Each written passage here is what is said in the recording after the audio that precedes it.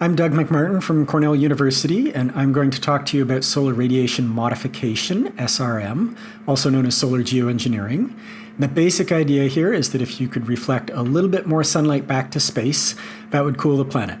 And by a little bit, of order an additional 1% of sunlight reflected would be more than enough to offset all of the CO2 emissions we've added to the planet so far. So there's a couple of ideas that have been talked about for how one might do this. The idea that is probably best understood is stratospheric aerosol injection. So this is sort of an analogy to what happens after large volcanic eruptions. So for example, Mount Pinatubo in the Philippines erupted in 1991, and among other things, put about 30 megatons of sulfate aerosols into the stratosphere.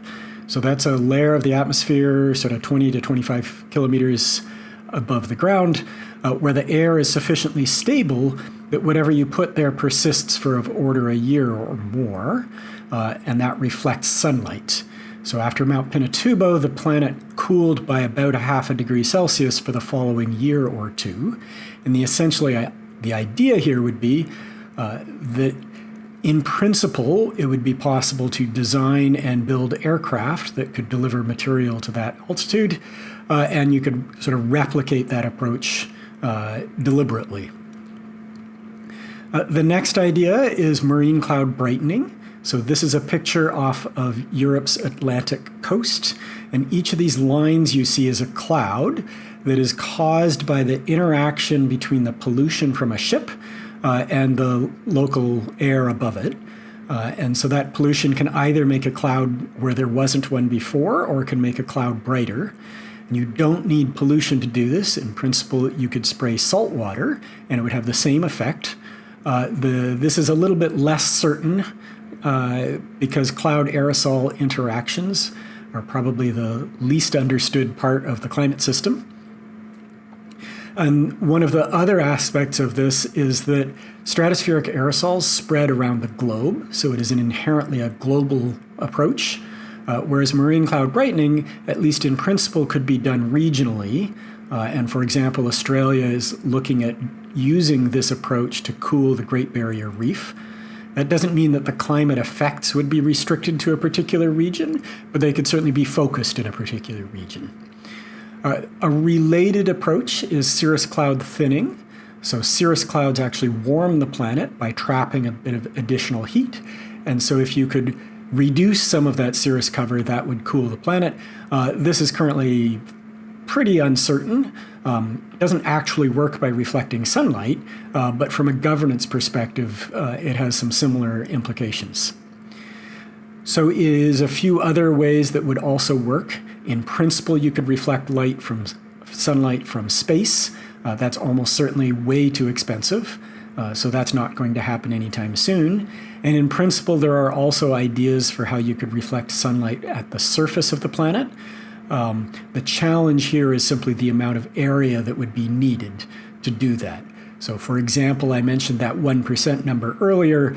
For context, the entire continental area of the US is about 2% of Earth's surface, so you simply can't paint enough roofs white to make a big difference globally. So what's the context for using any of these approaches or thinking about any of these approaches? You cannot use these as a substitute for cutting emissions altogether. If you did, if you simply burned all the fossil fuels in the ground, you would need an increasing forcing more and more every year, and you would need to sustain that for a very, very long time, as long as the CO2 is in the atmosphere, so of order 10,000 years or more. However, it is not clear how rapidly we are going to be able to transition our emissions to zero, and it is also not clear what the climate impacts will be when we do that, and so there is likely to be it is likely that we will exceed the Paris 1.5 degree target, for example. In addition to cutting emissions, it is also in principle possible to suck CO2 directly out of the atmosphere, known as CDR, for carbon dioxide removal. There's a lot of ideas in this space. but none of them yet exist at scale. And so again, it is unclear how rapidly those will be ramped up and deployed. So given that context, it is entirely plausible that we will have some overshoot of our temperature targets. And the question for SRM is then, does it make sense to shave the peak? Are there less risks from following this blue path or following the green path? And there's a couple of caveats to that, of course. Implicit in the way I just framed it is that the choice to use SRM does not itself affect the emissions trajectory. And that's actually, in and of itself, perhaps one of the biggest risks. One of the other observations here is that SRM does not affect the climate system the same way that greenhouse gases do. And so the climate state I've labeled at point 2 here is not the same as the climate state at point 3. And so, for example, this will change regional precipitation patterns. So I'll just show you one quick result from a model just to illustrate this. On the left is the warming and the precipitation change that you would get in the model, of course, if you allowed the planet to warm by 1 degree Celsius due to CO2. And on the right is a simulation of that same CO2 added, but then offset by cooling from stratospheric aerosols. And it does a pretty good job if you're sort of looking at a sort of global picture.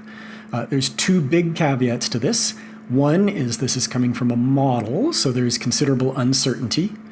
And 2 is people don't live globally, and if you look at individual locations here, for example, in this particular simulation, that's not true of all simulations. In this particular simulation, the precipitation over India has actually decreased. And so one would need to be very careful in evaluating what the overall impacts would be. So let me just sort of summarize this with some key governance questions. First, I mentioned uncertainty. We have not done adequate research to understand what would happen if you were to do any of these techniques. But even after doing that research, there will be some uncertainty that is simply irresolvable. So how confident do we need to be? The biggest questions are probably who gets to decide and how will those decisions be made? If you do this, it affects everyone on the planet. And so whose voices are heard in that decision? What happens if some people or places are actually harmed by this or are perceived to be harmed? So that brings up issues both of monitoring and attribution and of compensation. I already mentioned this a little bit. How do you ensure that this isn't simply used as an excuse not to mitigate? That's referred to in the literature as a moral hazard or mitigation deterrence problem. And then finally, how do you manage the deployment over very long timescales? So I mentioned that overshoot. Depending on the assumptions about how far we exceed our desired temperatures and how rapidly CO2 removal can be done, that overshoot could be a century or more. And if you were relying on SRM to cool the planet and you ever stopped, the temperatures would simply go right back to where they were. So I'll stop there and looking forward to a lively discussion and lots of questions. Thank you.